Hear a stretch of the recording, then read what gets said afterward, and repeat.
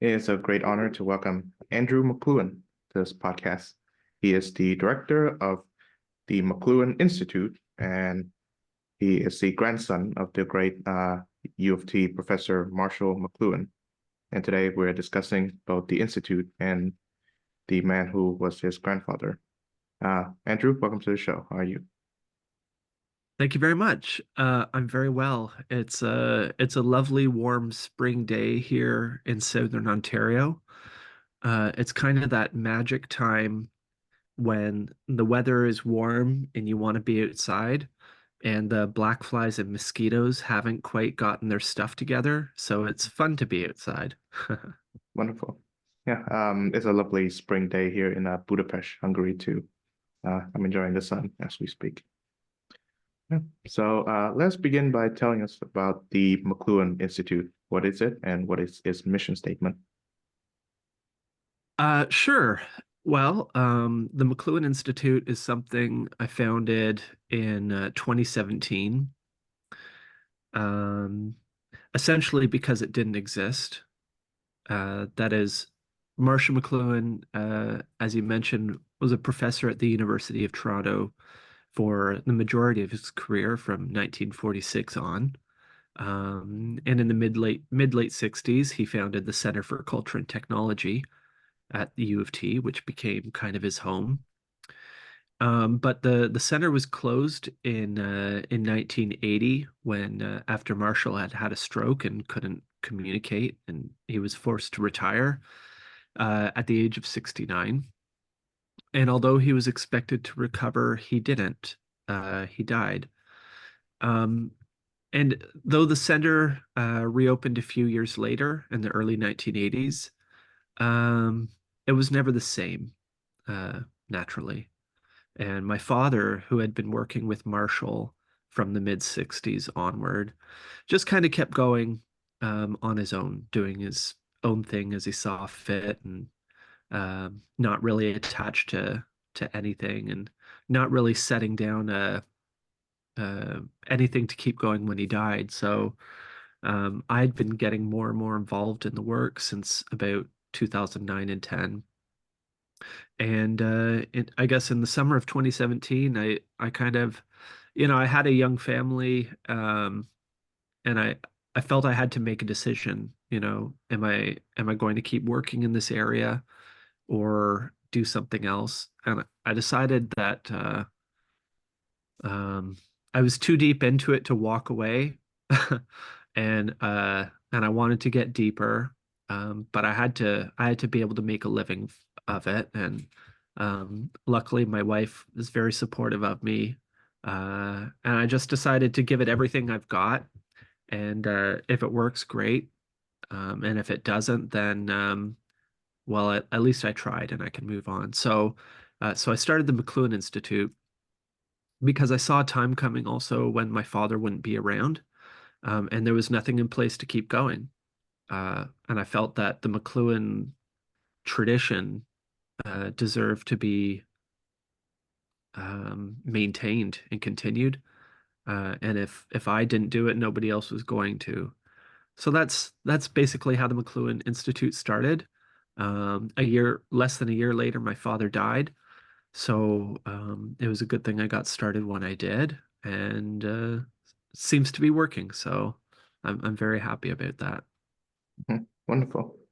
Now, just to give us the audience an idea of how famous McLuhan was, I was introduced to him not through any academic seminar, but through a movie, Annie Hall by Woody Allen.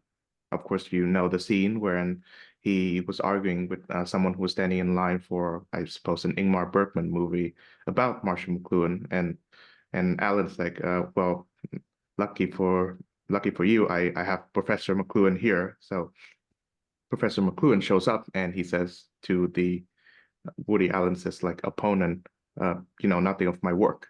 So, a movie that was won Best Picture at the Oscars had Professor McLuhan in it. And of course, David Cronenberg's Videodrome feature a character named Dr. Brian Oblivion. And I think is an obvious homage to Marshall McLuhan. It is obviously possible that Cronenberg attended a few McLuhan classes back in his day in the U of T. But nevertheless, I suppose, after McLuhan's passing, um, he seemed to have been, in some ways, forgotten. He was like a very popular public intellect when he was alive, but not so when he passed away. So, how is this the case? It's interesting that he went from being an English professor, an expert in modernist poetry, Mhm. Ezra Pound, Yeats, Eliot, to being a communications expert, and then to being a media expert or even guru, with his rise kind of being meteoric in the mid 1960s. Um, and the interesting thing well, there's several interesting things about it. For one, it wasn't accidental. Um, there was a guy named Howard Gossage and his partner Jerry Fagan, who ran an advertising agency in San Francisco, who read Understanding Media and decided that the world needed to know about Marshall McLuhan, and they decided to set themselves a challenge to see if they could make him famous. And they actually called him up and said, "Dr. McLuhan, how would you like to be famous?" And I guess my grandfather said, "Sure, that sounds fine." Um, and shortly thereafter, articles and magazines and television appearances followed. So it wasn't accidental. But Marshall had already begun getting a lot of attention. As I said, he started out as a poetry English literature professor and actually remained one through his entire career. But he became interested more broadly in communication, and from that became interested more broadly in technology. And I think one of his main contributions uh, to the world really was this enlarging of the category of what media are.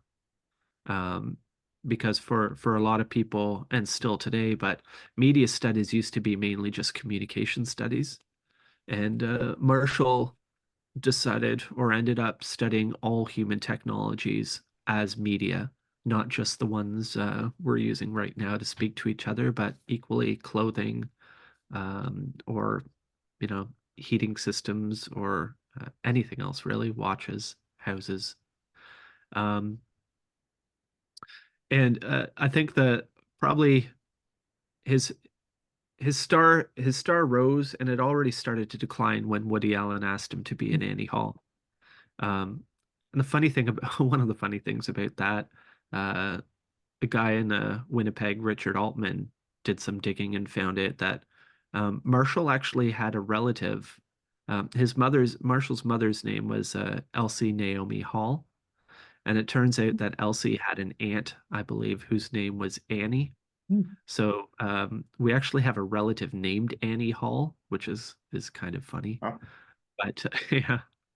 Um, but yeah, Marshall became quite well known and famous, and I think that annoyed him and pleased him in equal measure mhm, because you know he had a lot of work to do, and as interesting and fun as it is to give interviews and be in demand, it takes away from your work. So I don't think he was all that disappointed that his star rose and fell a bit. He accomplished what he meant to, and what he meant to accomplish was, um, getting himself out there, and not just himself, but the ideas, like the medium is the message, mhm, and putting that on a global stage to where we still have it today. He certainly accomplished that, which was a feat. Um, but yeah, he faded into obscurity a little bit through the 80s, and then something happened in the 90s called the internet and the World Wide Web. And all of a sudden, um, what he had been saying in the 60s and 70s made a lot more sense to people. because it's undeniable. It's all around us. Um, it's hard to argue that, the forms and structures of our technologies and devices have a huge shaping influence on us, regardless of their content. It's hard to deny that the medium has risen again, which is very nice. Mhm. Yes. And I think a good way to give an indication as to how famous McLuhan is to look at another famous Canadian public intellectual we have now, Jordan Peterson. Um, Okay. I mean, they are both Canadian, of course, and they both taught at the U of T, although Pearson is of a different discipline, psychology. But as per McLuhan, I firmly believe that the popularity of Peterson is largely due to the popularity of the medium of podcasting, which both of us happen to be participating right now. So I think is a good segue into that the most famous saying that McLuhan is attributed to. The medium is the message. So why is it so? How does the medium and the message connected? Hmm. Yeah, it is interesting about Jordan Peterson and Marshall McLuhan. They don't have very much in common, except that they both come out of the University of Toronto, uh, and they both have a somewhat meteoric rise to fame. Peterson doesn't seem to understand Marshall McLuhan's work very well, uh, but maybe he's not interested in it. I don't know. It's interesting to consider whether what their relationship may have been if they had been contemporaries, Mhm, which of course they weren't, but it's an interesting thing to consider. Um, yeah, the medium is the message is such an enduring phrase, and Marshall McLuhan's work is so enduring because it's not situated in any particular time or place. Um, Marshall looked at specific technologies, but he studied technology as a category. And so the tools, the methods, the observations of that broad category will be relevant as long as technology remains relevant in our society. And barring some great catastrophe, it's hard to imagine a time when technology doesn't rule the day. Um, and that's not to say that it has to rule the day. Uh, you know, Marshall gets accused of being a technological determinist, right? Um, and he had very simple answers to that. He said, there's nothing is inevitable as long as you're willing to contemplate the situation. You know, uh, yeah, definitely we shape our tools and thereafter they shape us. The medium affects us way more than the messages. It's not the content that reshapes us on a sensory level, that reshapes who we are fundamentally as individuals, as cultures. That happens on a structural level, not on a content level. Um, and but the point is that it doesn't, and it happens below our awareness. We don't notice it happening. We just are changed, greatly changed.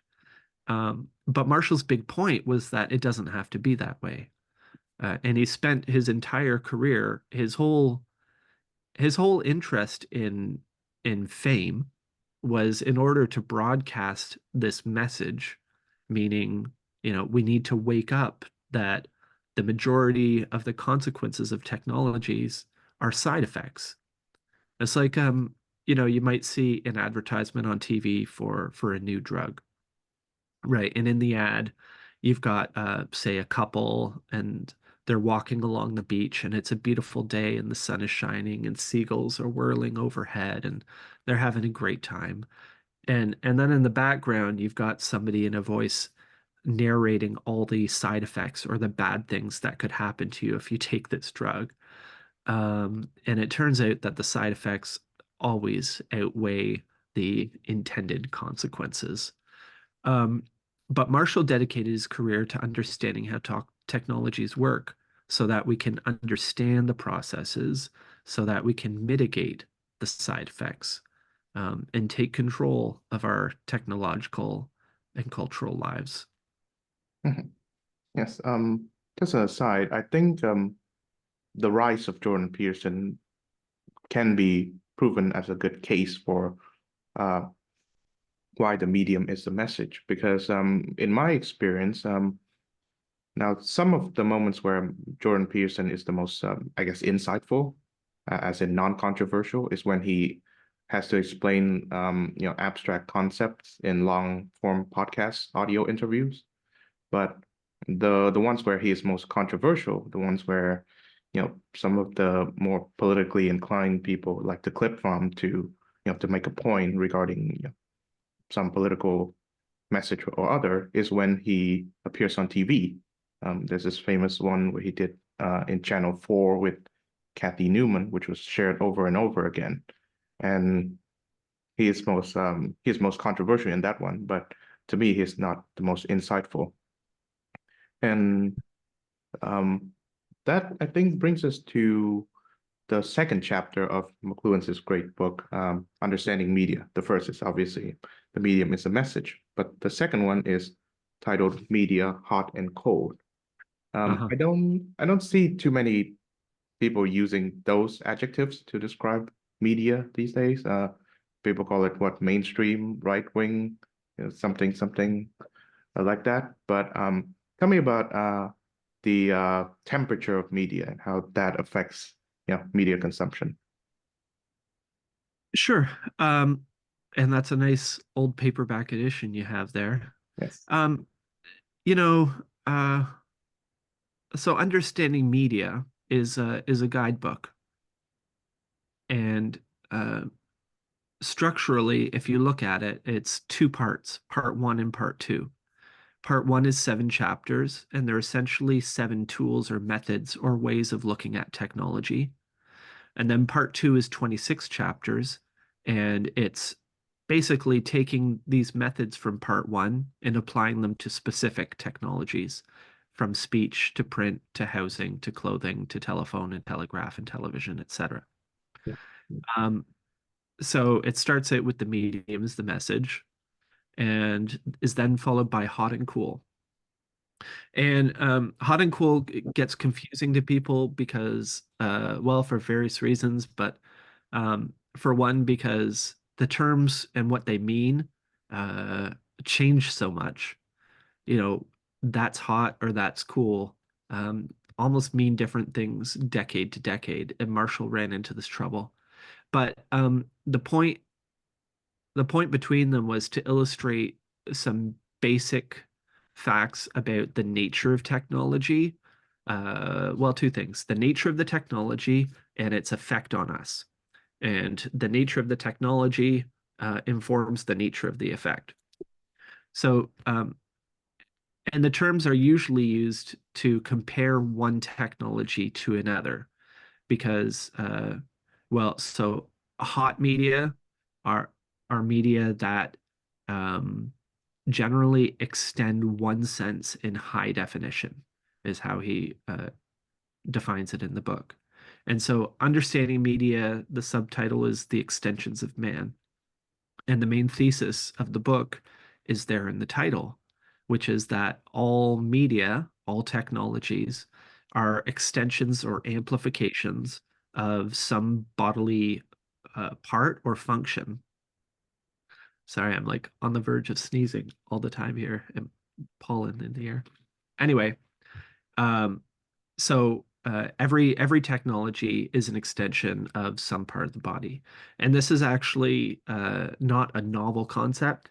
Um, Ralph Waldo Emerson uh, basically said the same thing in 1870 when he said that the body is the magazine of invention, the patent office from where all the models are stored so that the wheel is an extension of the feet in motion. The pen is kind of an extension of my finger if I wanted to write. The camera, extension of the eye, etc. Other things might be extensions of our senses or ways of doing things. So a hot medium is a medium or technology that extends a single sense in high definition. And the idea is that uh, the more, um, let's see, so every medium uh, gives out a certain amount of information which is received by us on a sensorial level. And the nature of the input and reception, uh, I'm struggling a little bit to put into words, but um, basically there's a sensory response from an input. Um, Marshall liked to illustrate it by using the work of this guy, Jacques Lucy-Rand. Lucy-Rand wrote a book called And There Was Light. And in this book, he talks about how, as a young child, he had a playground accident and went blind almost overnight, within a matter of days. But interestingly, he tells how, as his visual faculty dimmed, his other senses perked up, so that he lost his sense of sight, but his sense of hearing became more acute, his sense of touch, his awareness of objects around him. All these things perked up these senses in response to the loss of the other sense. And this was to illustrate that our senses exist in a balance, in a ratio among each other. And to affect one sense is to affect all our senses. And that who we are is basically the result of that mix of sensation, who we are individually and culturally. Because if you think about it, someone who can't see doesn't really care all that much about the pattern or color of the shirt that they're wearing, or the objects decorating their walls, or even the color of their walls, or whether there's color at all on the walls. Um, a blind person has a very different set of preferences, tastes, and values. Um, and that goes for all of us, depending on the makeup of our senses. A different sensory balance is a different culture. The point here is that our technologies affect us on this sensorial level. The dominant technologies shape our senses in particular ways and shape us into particular people. So, to understand the nature of the technology and how it affects us on a sensory level will tell us a lot about who we are or are not as a result. Um, so if you look at a technology that gives us a high amount of information or data or stimulation, that is going to be very different from one which gives us a low level of data or information. And an example of that is the difference between, say, a photograph and a comic. Okay, so a photograph as an object gives you, like, for example, the cover of this book, right? This image gives you a lot of information. Like, it doesn't leave much. We have this phrase, leave much to the imagination, you know? It doesn't leave you a lot to fill in. Like, I can easily see that this is the front of a building, right? And see what's going on there. A comic, in contrast, so the point about that is there's not a lot left for me to do to complete the information. A comic, by contrast, that you might see in a newspaper or in a graphic novel, has a lot less information to offer. A lot of the work of the narrative is done by the viewer in between the frames in the transition from one to another to follow the story and to kind of make it more of a story. So the comic demands more from me on a perceptual and sensory level than the photograph does. And that has different effects on who we are. So these terms hot and cool are ways of talking about the nature and effect of media on a sensory level. I feel like I was way too cumbersome in explaining that, but hopefully you get the message. I see. And of course, by getting the message, I get the medium too. So there we go. Exactly.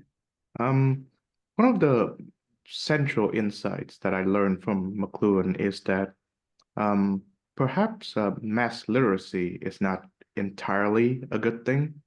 I mean, it Mm. may have something to do with him being a Catholic rather than a Protestant, but no, leaving that aside. But he does say with wonderful detail in, of course, in this book as well as in his interviews that literacy,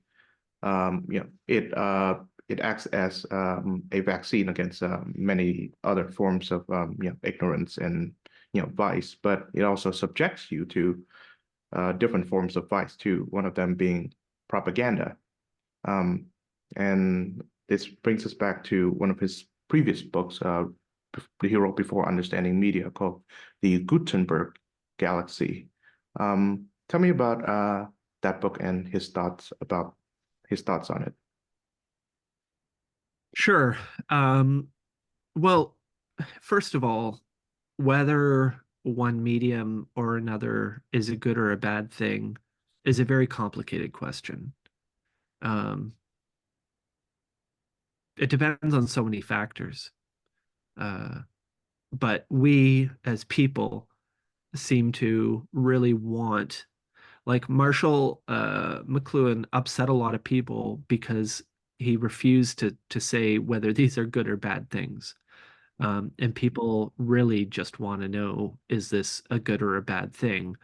Um, because to do that relieves us of a lot of responsibility of actually looking into how it operates. You know, is it a good thing? Great, let's do it. Is it a bad thing? Great, let's ban it, right? But it's more complicated than that. Case in point, literacy. Literacy is a double-edged thing. Um, on the one sense, uh, literacy, the culture brought about by literacy, brought about some incredible things in our world. Uh, Marshall McLuhan himself was a product of literacy. And, uh, that book, Understanding Media, is set on the changeover between two great ages. The age of literacy, which was then fast disappearing, and the age of the electric age, or the age of post-literacy, which was well upon them in the 1960s when that book was published.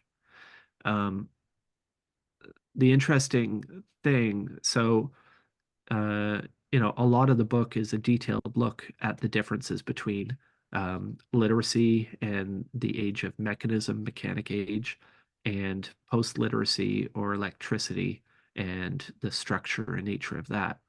Um, he talked about them in terms of uh, the world of the eye versus the world of the ear.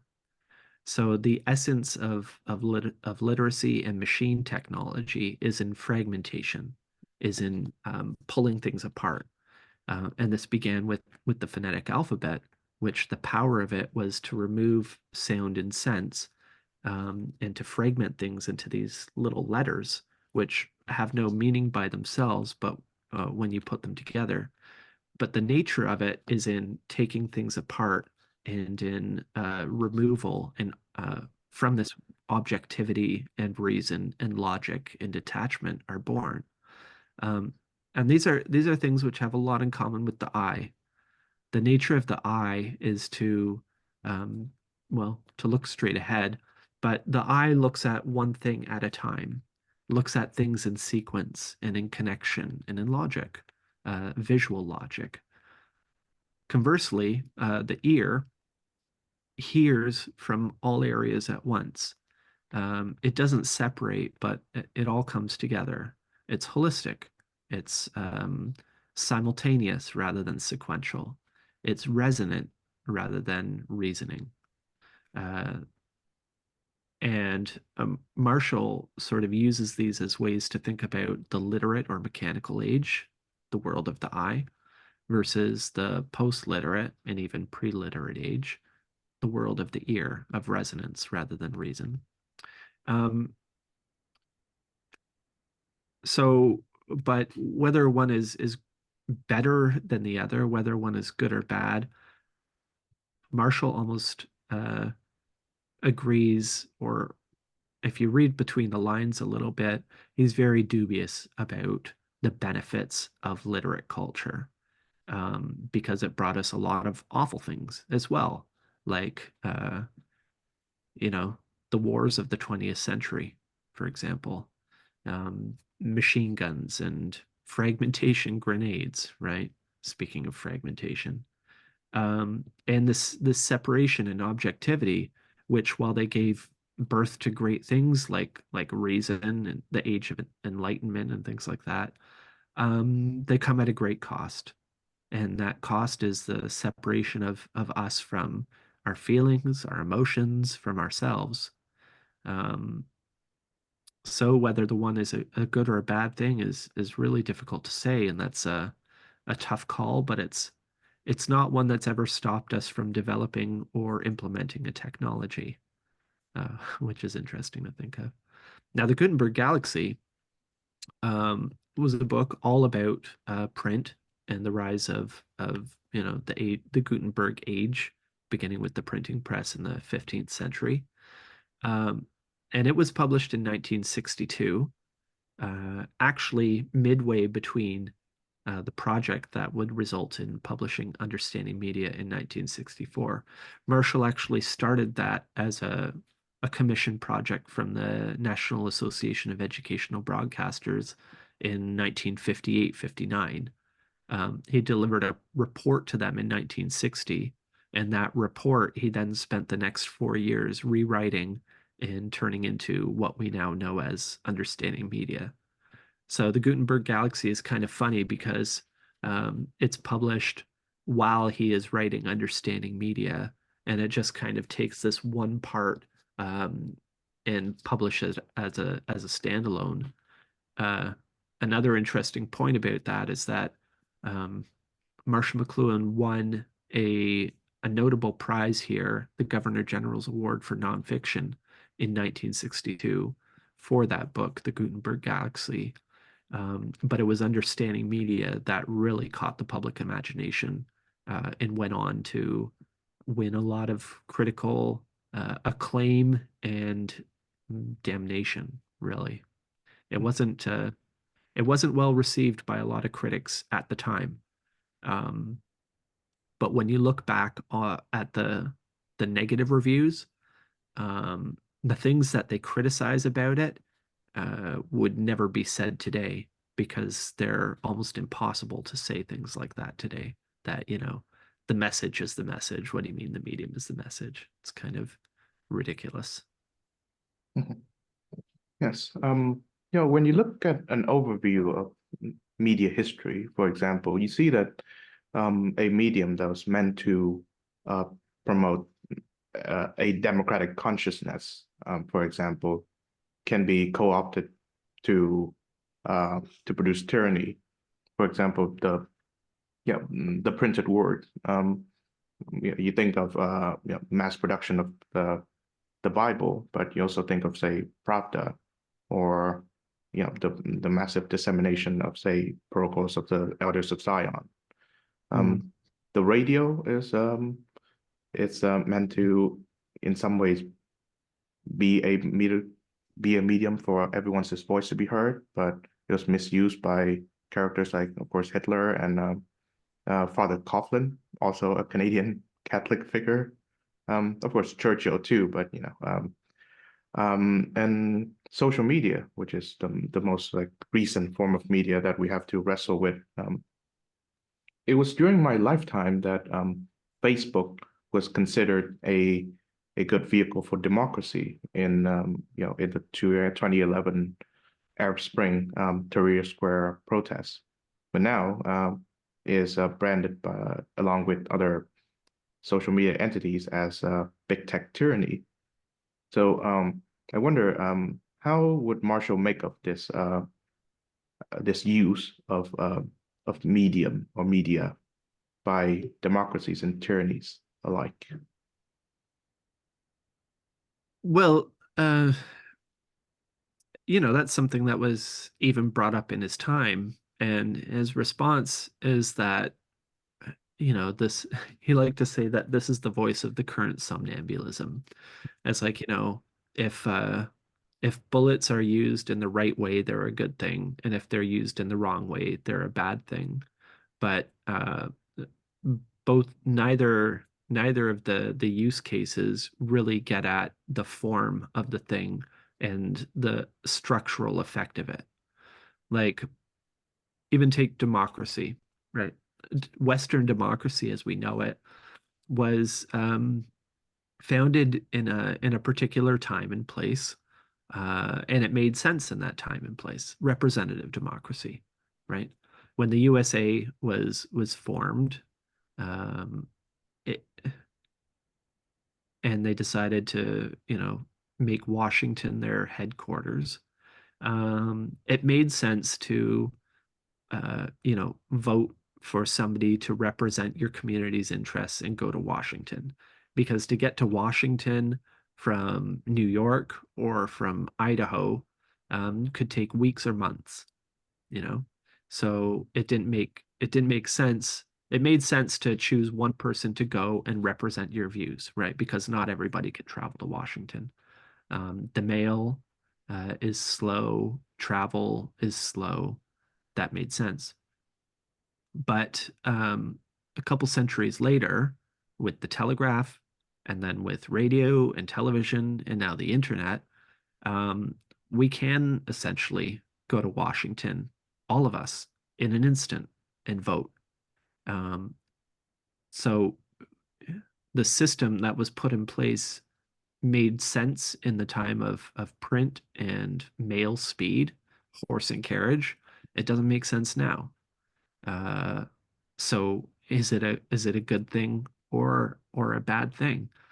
It's largely maybe something that doesn't make much sense in today's world, and it's something I wonder about sometimes. Um, if the United States were being formed today in today's technology, what would the form of government look like? I think the answer is it wouldn't look anything like what it does. So why are they holding on to it at great expense, both monetary and cultural expense? That's interesting questions to answer. Okay. Um, Now, of course, I think of the phrase "the global village," which is another one of the great phrases that McLuhan coined as entered the English language. When I hear of the daily coverage of the war going on in the Middle East right now, um, I still find it staggering somehow that despite the fact that I'm sitting where I am, you're sitting where you are, so Budapest and Ontario, respectively. Yet, me and you and many other people who are not personally involved in the conflict have somehow formed our views regarding the conflict as if we have a personal stake in it. Yeah. And of course, it has to do with the speed at which images and information coming from that side of the world can be transported into us via, of course, this medium, the internet. So I wonder, is Professor McLuhan as ambiguous about the concept of the global village as he is about the other topics that we've covered?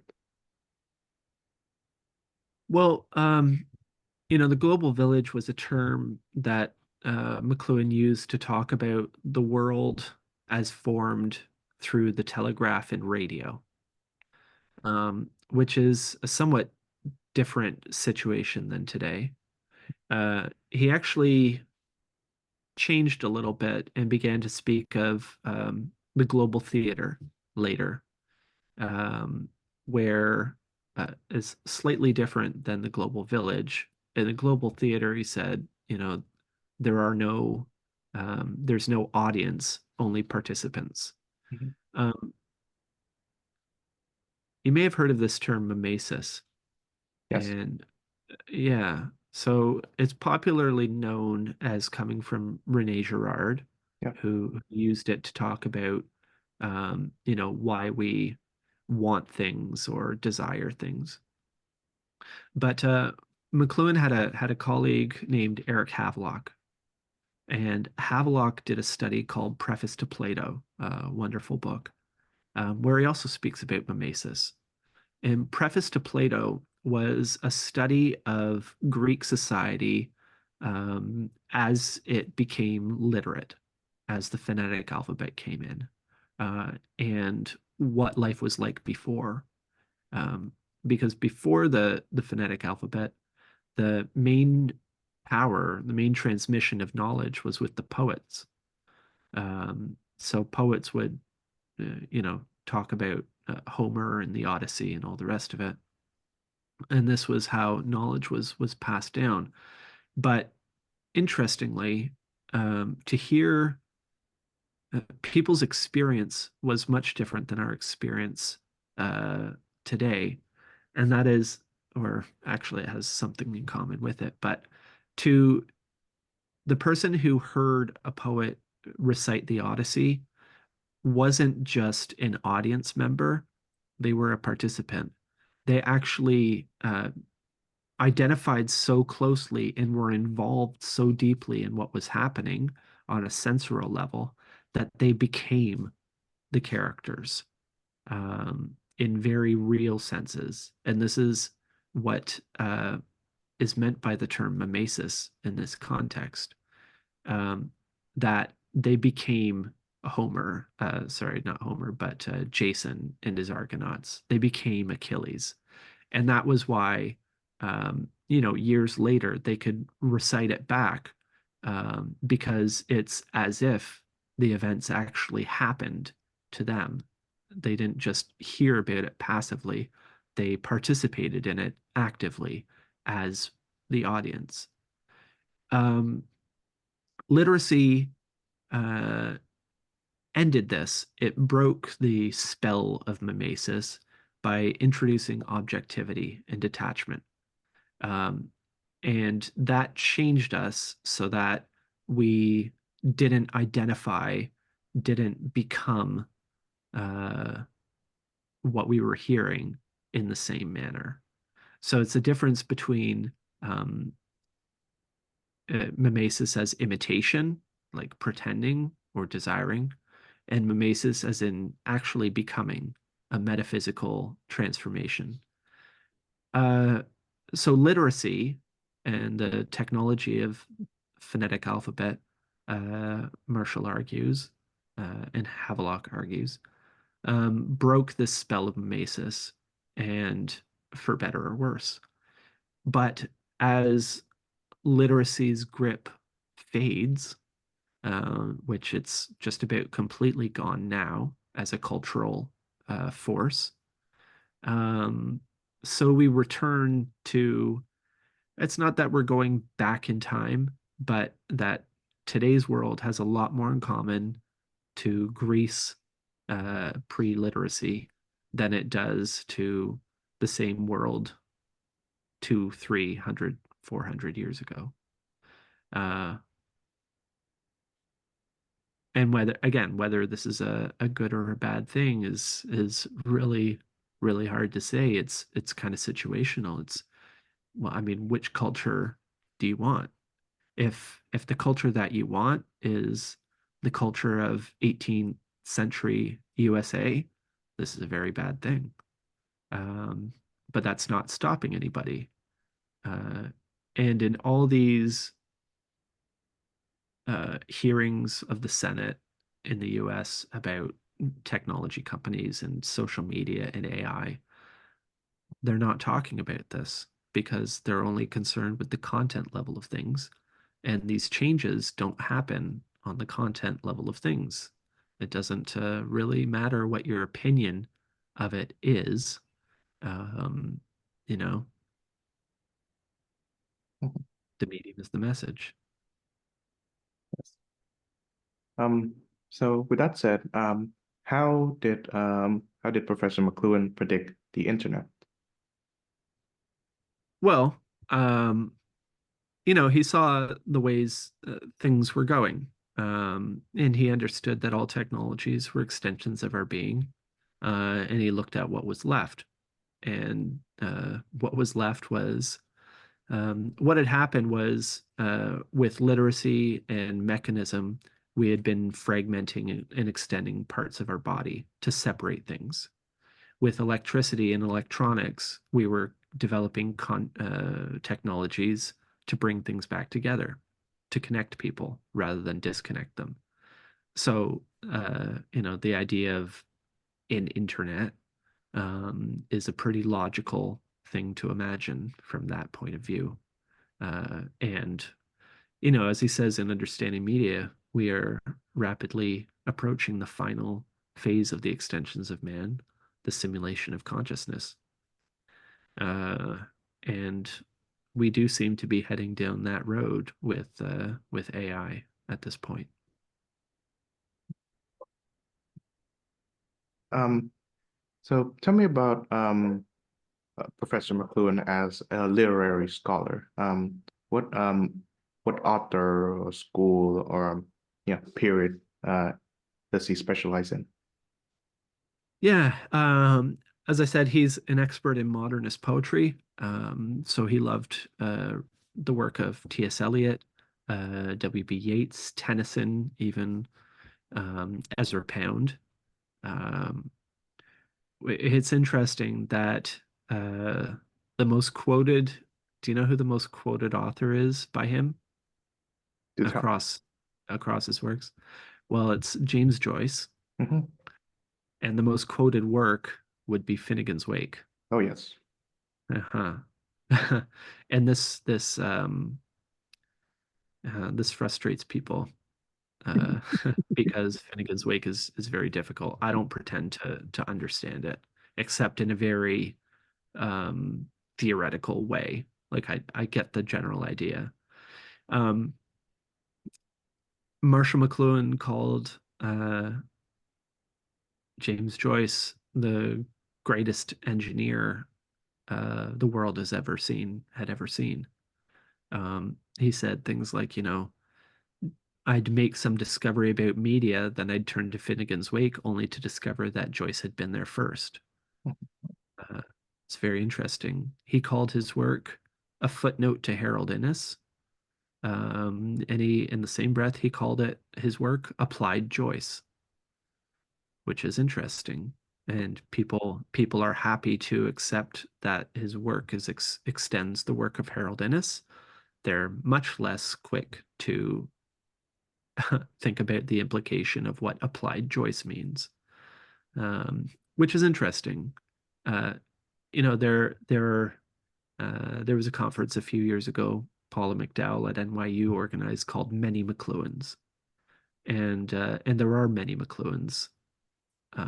There's McLuhan, the literary scholar, McLuhan, the communications scholar, the media scholar, and generally people are interested in one or the other and not necessarily both. But the great fact is that they're the same person and the work is inextricable. Marshall's work in technology is a direct result of his training in literary criticism. Essentially, he took the methods that he learned for evaluating poetry and literature and turned them to evaluating technology and culture. And that is very difficult for people to understand. But a medium is a medium in a certain sense. Uh, uh, Literature and poetry are human technologies as much as telephones and computers are human technologies. And because of that, they share things. Obviously, they're not the same, but they share a lot of things in common. And that was a lot of Marshall McLuhan's work. and the work that he did with my father was discovering these commonalities. Because when you understand things about technology as a category, it lets you understand things about new technologies because you know that there are going to be certain things to look for. Um, and that was Marshall's great work, was that he wanted to help us get ahead of the effects of technologies and design them for, whatever we decide we want our people to be. Yes. And of course, a less well-known aspect of McLuhan is that he was a faithful Catholic, as I've mentioned. I think um, I think James Joyce and T.S. Eliot. Joyce himself was a lapsed Catholic, and Eliot was the most Catholic out of the Anglicans. So there's a connection there. So I wonder how does his Catholic faith plays into his philosophy as well as literary studies. Sure. It's a good question. Just as you can't really separate the Marshall McLuhan, the literary critic, from Marshall McLuhan, the media critic. You also have to take into account, or you can take into account his faith, his religion. I think the hallmark of it is in his unwavering optimism. Somebody asked McLuhan regarding technology, "Are you an optimist or a pessimist?" And he said, "I'm neither. I'm an apocalyptic," uh, which is a curious response. But I think the hallmark of Christianity is a hope, right? They believe in life ever after and heaven and the return of Jesus and things like this. And similarly, Marshall McLuhan, I think, was very actually optimistic about humanity, if not necessarily technology itself. Um, it's a it's a thread that I see running through his work where he says, there's no inevitability as long as we're willing to contemplate the situation. He believes that we're not helpless, and I continue that belief because, well, for two reasons. For one, um, I believe that as humans, we're very capable of getting us out of the messes that we create. We have to understand that the nature of the mess and that we can do it, but we can. Another thing that gives me hope is that when Marshall first started saying the medium is the message in the late 1950s and through the 60s, a lot of people said, "You're crazy. What do you mean the medium is the message?" But we can talk about it today and explain that, it's not the content, but the form and the structure that reshape us on a sensory level, less than the actual uses or words. That the medium is the message, and people are like, "Yeah, well, obviously." So that gives me hope because we are making progress, I believe. Whether we will whether our progress in understanding will outpace our progress in destruction is another matter. Remains to be seen. But yeah, Marshall became a Catholic at university in Cambridge in the 1930s, and it remained an important thing to him. Um, he's well known for attending mass every day, but that's mainly because his office, the Center for Culture and Technology, was just down the street from St. Basil's Cathedral. Um, and they have a lunch hour mass that's like half an hour. Um, so it was convenient. If it had been, less convenient, he probably wouldn't have gone every day. He also started his morning every day reading the Bible. Um, but again, he had a bit of he made it work for him because he had a collection of Bibles in many languages, and he read his Bible every morning in several languages. Mm. Uh, and this was because, for a very practical reason, He understood the bias of communication. And the greatest bias of all, probably, is our language. Our language, our words, literally define what we can think about and talk about and how we relate to each other in the world. They're how we understand things. They reflect our changing understanding of things.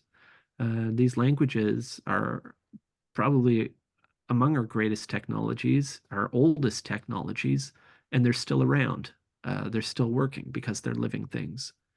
Um, they're very helpful in media studies because uh, our language changes in response to changes in our nature in the world around us.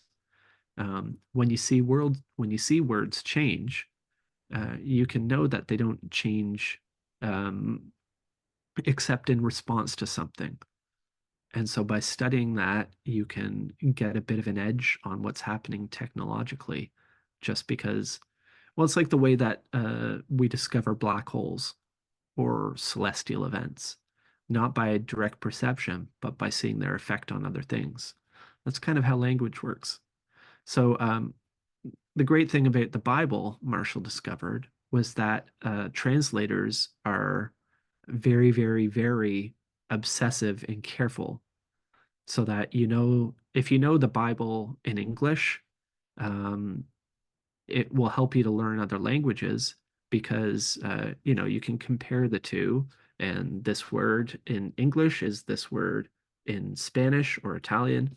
And Marshall had a very good grasp of the major Romantic languages, Latin and Greek as well, being a classically trained scholar. So starting his morning reading the Bible in several languages was a way to keep his mind nimble and active and open to because he said understanding is not a point of view.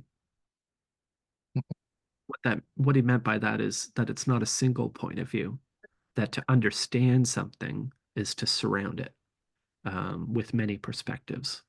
And the English language is one perspective, and the Hungarian or French or Spanish are other perspectives. Similarly, with understanding media, those first 7 chapters can be thought of as perspectives. And if you want, the more perspective you have, the more complete your understanding. Well, English is my second language, and I'm learning the Hungarian language now. And I think in the course of the future, I aspire to learn at least a few of the languages. So I think that's a great takeaway to end the show. Thank you very much, Andrew McLuhan, for joining the program. My pleasure.